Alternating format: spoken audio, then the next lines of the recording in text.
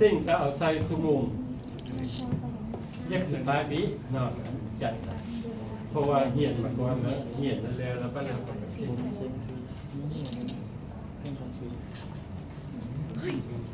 ชีวะคำสูก็นี่นะชีวะสัมพันธ์คำสูจะมีชีวะคำสัมพันธ์คำสูนี่ก็มีกระดูกอ่อนและกระดูกหันนะแปลว่าทั้งสองอันนี้แปลว่าสร้างความแข็งแกร่งให้โครงสร้างทางกายนี้สำหรับกระดูกอ่อนนะแปลว่ากระดูกอ่อนนี้เมทริกซ์ของกระดูกอ่อนนี้แปลว่ามันจะเป็นวุ้นลักษณะมีวุ้นแข็งหันนะซึ่งมันจะมีเขาเรียกว่าเป็นคงโปรตีนนะชื่อซันเฟสนะนี้และก็มีเพียงจุดหลังกระดูกอ่อนที่ว่ายืนในหลังนะคงดูไส้จุดหลังกระดูกอ่อนนะนอนอยู่ในเมทริกซ์ท่านแปลว่าเนื้อของกระดูกอ่อนท่านสำหรับจุดหลังมันก็จะนอนอยู่ในคุ้มลาคินาท่านอันนี้คุณลักษณะทางวัตถุของกระดูกอ่อนขึ้นกับชนิดนะหรือว่าคุณลักษณะทางกายภาพของกระดูกอ่อนขึ้นกับชนิดและความอุดมสมบูรณ์ของเส้นใหญ่นอกที่หลังท่านการรอเลี้ยงและการขับถ่ายที่เลือดออกผ่านการที่ว่าผ่านเนื้อกระดูกอ่อนทั้งหมดเนี่ยคือท่านสำหรับกระดูกอ่อนเป็นจำแนกออกเป็น3ชนิด1กระดูกอ่อนไส้เนียรินกักติลาสแต่เวลาพวกน้องเอาไปใส่กล้องกิลาซองเบิ่งแล้วมันจะใส่เนาะเพราะมันจะบ่มีเส้นใหญ่ท่านแต่เส้นใหญ่ให้แปลว่ามันจะแลบสุดแล้วของบ่สามารถเบิ่งเห็นด้วยกล้องกิลาทัศน์ท่านแต่บอลยูวันนี้น่ะเพิ่นพบเห็นอยู่ในกระดูกอ่อนคอกระดูกนะที่พวกน้องไปแห้นกระดูกหมวกกระดูกปลายอันอยู่ซุ่นมันท่าน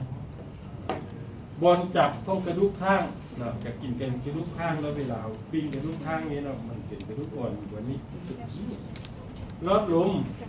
นะรอดลมหูรอดลมเนี่ยกับกระดูกอ่อนรอดปอดน้อยก็จักรอดลมแล้วมันดูแดงออกเป็นซ่องเฟืองนี่กับเขาอื่นรอดปอดรอดเสียงนะรอดเสียงนี่ก็เมียนคันสับพื้นบ้านต้องเอาพวกมักกินข้าวปุ้นแล้วเขาจะเอาไปต้มข้าวปุ้นแล้วเขาจะเอิ้นว่าบวงของหมูเนาะรอดเสียง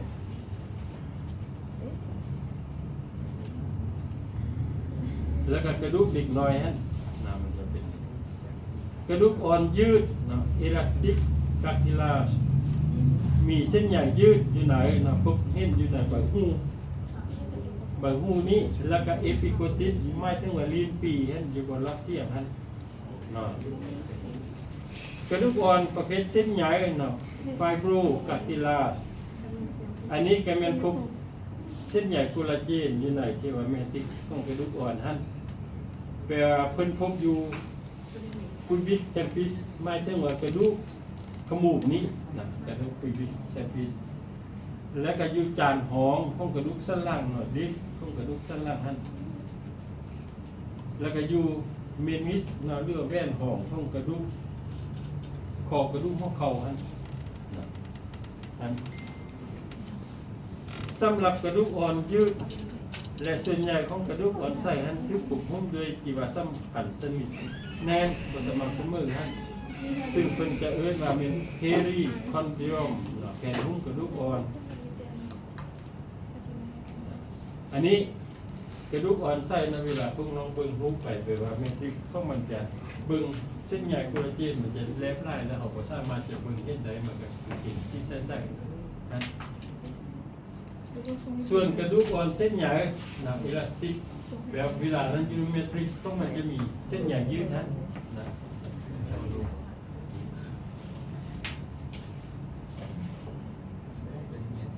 และกระดูกอ่อนที่ว่าลักษณะที่ว่าบุกที่ว่าอาจารย์มาฮันเมนบอกมันจะอยู่กระดูกขมุมแล้วก็อยู่จานหองพวกกระดูกอันพวกน้องอันพวกบางคนเขาจะใส่ว่าเป็นม่อนหองอันกระดูกสั้นล่างนั้นอันนี้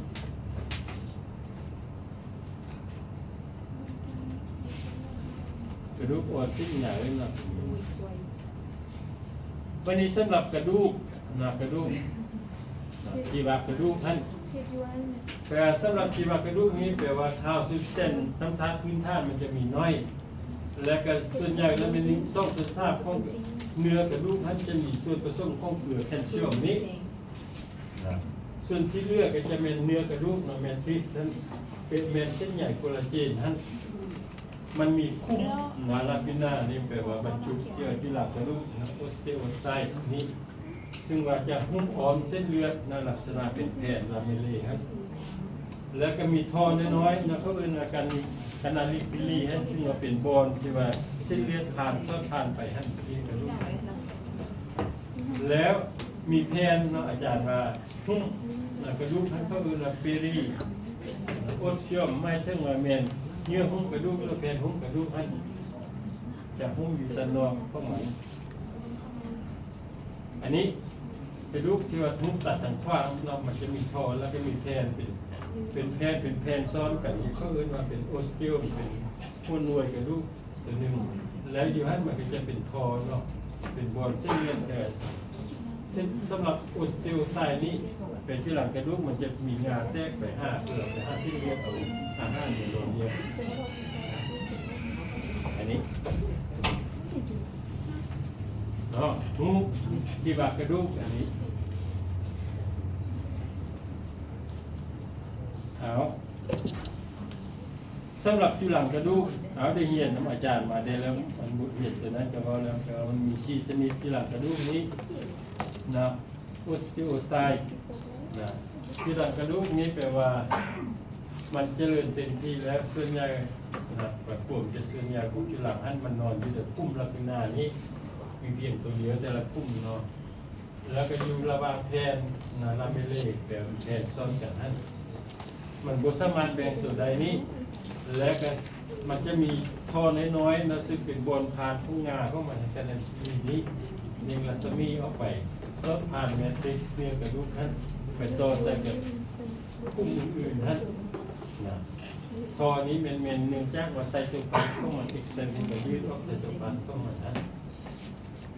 ซองหน้าที่หลักของมันบำรุงรักษาและควบคุมโปรตีนนะและแฮทาร์ของเนื้อกระดูกอันเป็นที่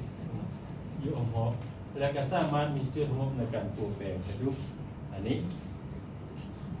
จุลังสร้างกระดูกนะโอสเทีโอบลาสแปลมันจะผลิตแมทริกซ์นะกระดูกมาใหม่ที่สร้างขึ้นมาให้ห้องว่าคนอื่นว่าเป็นโอสเทีโอเจเนซิสเป็นการสร้างกระดูกแปลว่ามันปลดปล่อยโปรตีนและแปลว่าออร์แกนิกคอมโพเนนต์แปลส่วนประกอบที่ว่าเป็นอินทรีย์อันวัตถุอันอื่นๆของแมทริกซ์ต่อมาเป็นออสเตโอโปรเจนิโตฮันไม่ถึงว่าจุลังสร้างกระดูกฮันแปลว่าจุลังตัวนี้มันจุลัง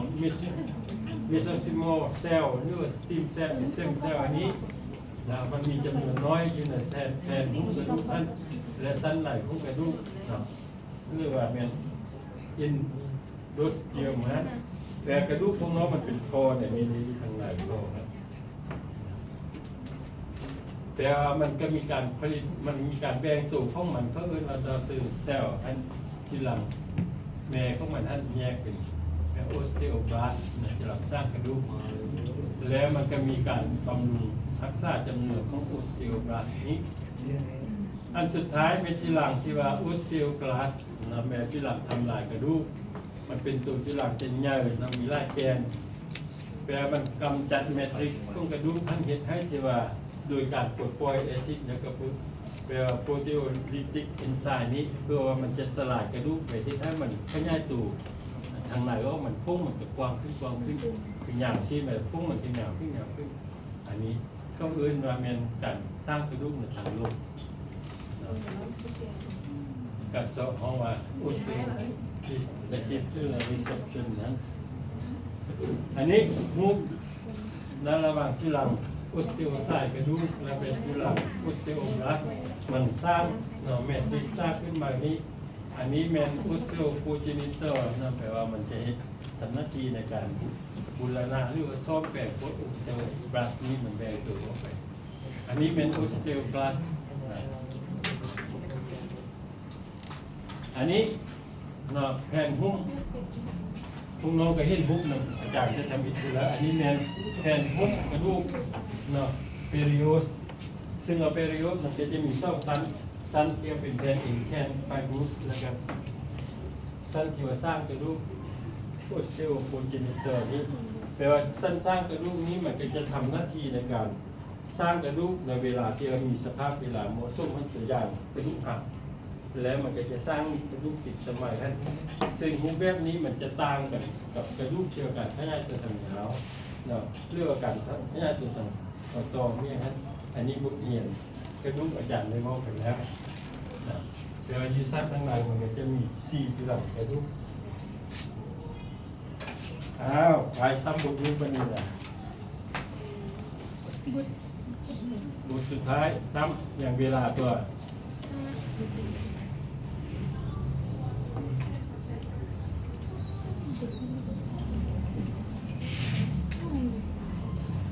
สำหรับบทนี้พวกน้องต้องจำได้ให้ดีว่าความแตกต่างระหว่าง3จุลังกำซีนี้เกียงกำซีลายในห่างกายและกำซีหัวใจนะลายหัวใจนะอันนี้คือการแต่งมาแล้วก็ส่งนี้มา คันสมมุติว่าอาจารย์ถามว่าจุลังกำซีมีจักชนิดบันทึกมา พวกน้องจะตอบก็ได้ว่า2ก็ได้พวกน้องจะตอบ3ก็ได้แต่ว่าคำถามต่อไปที่ว่าอาจารย์ถามว่าชนิดได้ๆหั่นพวกน้องตอบชนิดได้บ่ได้แล้วคือว่าข้อนี้สู้เลยนะว่าตอบ2ตอบ3มันหมายถึงว่าอาจารย์ว่าพวกน้องบ่ฮู้เดาไปซื่อๆแม่นตัวคันพวกน้องฮู้บ่นี้น่ะตัวอย่างเนาะมี2ชนิดนะพวกน้องตอบว่ามีแต่2ชนิดกำสิ้นเกียงกำสิ้นหลายตัวนี้อาจารย์ก็จะให้ว่าที่ว่ากันเทียบจากเปอร์เซ็นต์อาจารย์ต้องให้ 75%ขึ้นเหนือเพราะเกียงกับหลายแต่ว่ามันยังบุครบในตัวพวกน้องต้องบอกว่ากำสิ้นเกียงกำสิ้นหลายให้มีหลายให้ห่างกายและกำสิ้นหลายเข้าใจท่านค่อยครบนะการพวกน้องตอบว่า2สนิทนะมีเกียงกับกำสิ้นหลายการพวกน้องไปตอบว่าเกียงกับหลายให้ซื่อๆที่ว่ามันยังบุครบอาจารย์ให้ 75% ก็ดีแต่ว่าคันพวกน้องเกี้ยงกับหลายให้มีชอบชนิดคือหลายแห่งร่างกายกับหลายหัวใจทุกที่เลยคันถ้าว่าพวกน้องมันมี3ชนิดกำสิ้นเกี้ยงกำสิ้นหลายแห่งร่างกายกำสิ้นหัวใจก็ได้หมด3ชนิดที่ว่าเต็มนะแต่ต้องเรียนรู้ท่านเรื่องความเข้าใจอ้าวทีนี้อาจารย์ว่ามี3ชนิดกำสิ้นลายให้ห่างกาย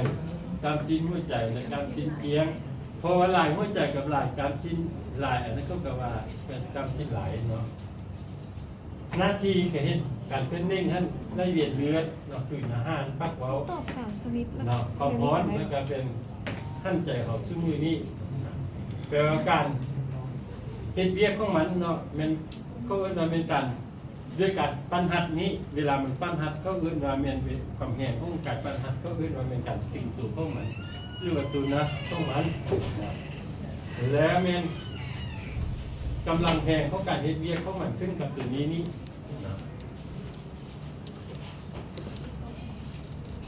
วันนี้เราเรื่องกรรมสิ้นหลายแห่งห่างกายนี้กรรมสิ้นหลายแห่งห่างกายนี้สำหรับที่หลังกรรมสิ้นหลายแห่งห่างกายเอาเอิ้นว่าที่หลังกำที่ลายแห่งร่างกายหรือว่ามันเขาเอิ้นชื่อว่าเป็นเส้นซีนนั้น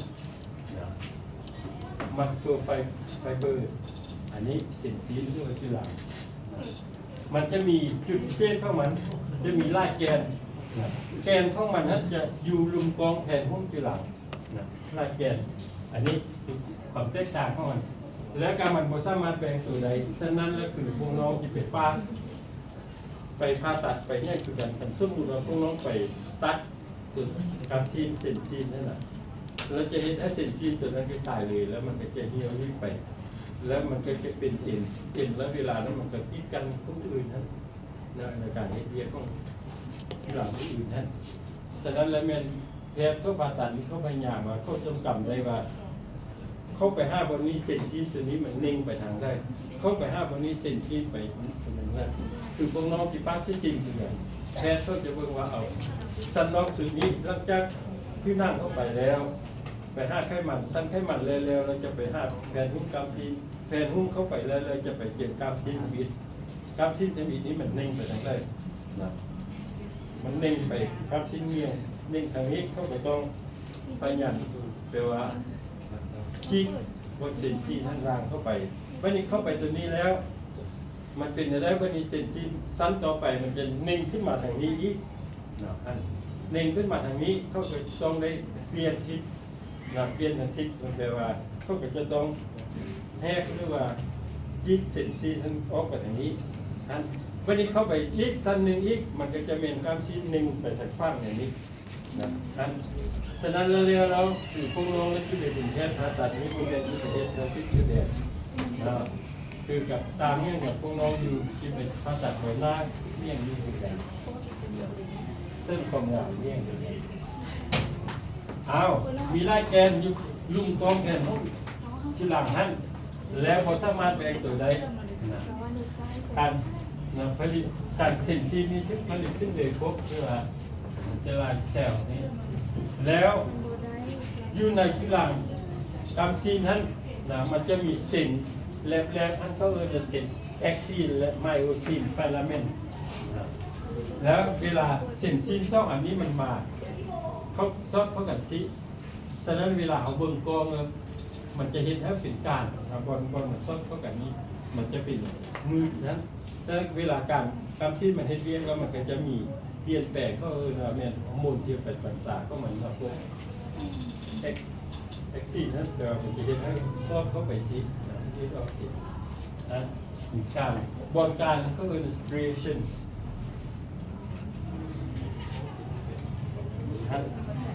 อันนี้แม่นการสิ้นลายแห่งการตัดทางขว้างนอกคือเนี่ยนี่พวกน้องก็จะเรียนน้ำอาจารย์ไปแล้ว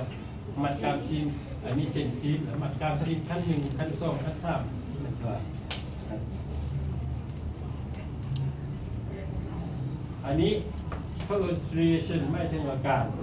บทเส้นใหญ่แบบเส้นแหลมๆ acting กับไมโอซินอยู่ซ้อนเข้ากันอันนี้เป็นเส้นซีนกามชิ้นหลายในร่างกายเปลี่ยนพวกมันจะอยู่ลุมกองแทนหุ้มที่หลังนี้มีไล่แกน10 เซนนี่อันนี้แปลว่าหลายละเอียดอาจารย์จะบรรลุเรื่องพวกน้องนอกพอเราเรื่องสัตว์ตัวเล่นเข้ามันแล้วเป็นบอลที่ว่าฮอร์โมนปวดปวดออกจากปลายประสาทเดียวไปบั่นตาพวกมันคุยได้นะ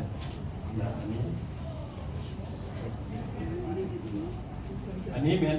สิ่งแรกๆเข้ามันหน่อยเป็นแอคทีฟนะครับไมโอซินอันนี้ตัดเซลล์บอลข้องที่หลังกามซีนท่านต่างกันอย่างนี้วันนี้มาว่าเรื่องที่หลังกามซีนหัวใจคือพิเศษของมันแปลว่าที่หลังกามซีนหัวใจนี้นะก็คือจะเป็นกัดอยู่ใส่มันจะน้อยกว่าที่หลังกามที่หลายในร่างกายที่หนึ่งซ่องมาแล้วแกนต้องมันจะมีแกนหนึ่งเรื่องซ่องแกนมันจะอยู่ใจกลางนะใจกลางบอยูครอบคือกันกับที่หลังทางกายนะบางที่หลังเขาห้าแกนแล้วมันก็มีการคือกันนะ striation มันก็มีการคือกับการที่ไหลในร่างกายนะเกิดจากเส้นที่แอคทีฟกับไมโอซินฟิลาเมนต์นี้แล้วสำหรับที่หลังการซีนลายหัวใจนี้มันจะมีบอลที่ว่ามันเชื่อมต่อเข้ากันที่หลังแต่ละจุดเชื่อมต่อเข้ากันเป็นบอลเชื่อมต่อให้มันจะมีจานเป็นลักษณะจานหอมเราก็เรียกว่า intercalated disc นะจานหอม intercalated แปลว่าแทนหุ้มห้องที่หลังการที่หัวใจมันจะติดใส่กันด้วยแบบเดียวกันโซโซมนะเอ็กแตงเซลลูลาร์เซกเมนต์อะไรกันแคปยังเส้นฉะนั้นแบบนี้ฮะแปลว่าพวกน้องก็จะมุกกี้เหี่ยนกันเส้นต่อที่หลังมันจะนะและมันกับจุลังตัวนี้ฮะมันจะเป็นจุลังที่ยังมีการแตกงาเพื่อไปซ่อมใส่เส้นต่อใส่กับจุลังอื่นท่านและมันก็มีการมันบ่สามารถแบ่งตัวใดนะตัวนี้กับบ่สามารถแบ่งตัวใดมันก็มีเส้นเลยแค่นี้แล้วเพิ่นสำหรับการซีนหัวใจเพิ่นฮ้องว่าการซีนหลายนะการซีนหลายเทรียเตนนะอิงโก ลังเตอรี่หมายถึงว่าการซีหลายหัวใจนี่เกี่ยวบ่การเป็นการซีที่ว่าทึกบัญชาบ่อยู่ภายใต้จิตสำนึกเขาต่างกันกับการซีหลายในทางกายนี่เขาสามารถบัญชาได้เขาสิอยู่แค่อยู่ค่าแต่ว่าอาการซีหัวใจนี่เขาบัญชาบ่ได้มันค่อยว่าแม่นการซีที่ว่าหลายอยู่กายนี้แล้วทึกบัญชาบ่อยู่ภายใต้จิตสำนึกมันจะเป็นอย่างนั้นแล้วมันจะเป็นอย่างนี้มีจานเนาะมีเต็มการเต็มนะดิแล้วก็เป็นลายการคือกันแก้ก็มันจะอยู่เครื่องกลางหน้าต่างกับการที่ลายแห่งร่างกายนะแก้ก็มันนะแล้วมันแต่งงานมันเชื่อมต่อใส่กันกับเรื่องที่ดินนะอันนี้เป็นทึกบรรษาคนภายใต้ประสาทที่ตัวอยู่ภายใต้ที่สำนึกนะอันนี้ไปวันนี้สุดท้ายมาการซีที่หลังการซีเกียงการซีเกียงนี่ก็แปลว่ามันอยู่ตามฝ้าเส้นเลือดท่านอ้อมอวัยวะที่เป็นทุ่งนะอ้อมแล้วบริเวณเส้นทางระบบหันใจท่านเส้นทางระบบละลายอาหารระบบหมุนเวียนและเส้นทางสืบพันธุ์บริอยู่ของมันแปลว่ามันสามารถแปลงตัวได้และสำหรับเส้นใหญ่แอคตินและเส้นใหญ่และแอคตินกับไมโอซินไฟลาเมนนี้แปลมันจะเรียงกันแตกต่างทิศทางกันเนาะแตกต่างกับที่หลายแห่งร่างกายมันจะเรียงอยู่ต่างกันและกันมันบ่มีการอันนี้ก็บ่มีการแปลว่ามันเชื่อมต่อใส่กันโดยแคปยังเส้นนี้และการสำหรับการซีนเกียงนี้ก็จะเอิ้นว่าแม่นการซีนที่ว่าบ่มีการนะและทึกบรรษาด้วยประสาทที่มันอยู่ภายใต้จิตสำนึกนั่นเรียกอิงวอลันตารีนะครับมัสโกฮะไม่ถึงว่าบัวอยู่ภายใต้จิตสำนึกอันนี้สามชนิดคำซีนเกี่ยวแตกต่างกันฉะนั้นคำท่ามันจะมีทุกปีนะบอกเลยขณะมีการซีนนี่มันจะมีทุกปีแตกต่างจากอันใดแตกต่างอันใดนี้มันจะมีงานนี้นี่ลักษณะฮุกก็ช่วยแกนพวกมันจะอยู่ใจกลางนะเช็ดพวกมันแต่มันช่วยส่งส้นและแกนพวกมันจะอยู่ใจกลางอย่างนี้มีแกนเดียวเส้นใหญ่นะเอลาสติกไฟเบอร์พวกมันจะนิ่งแบบเดียวกันที่ทางเดียวกัน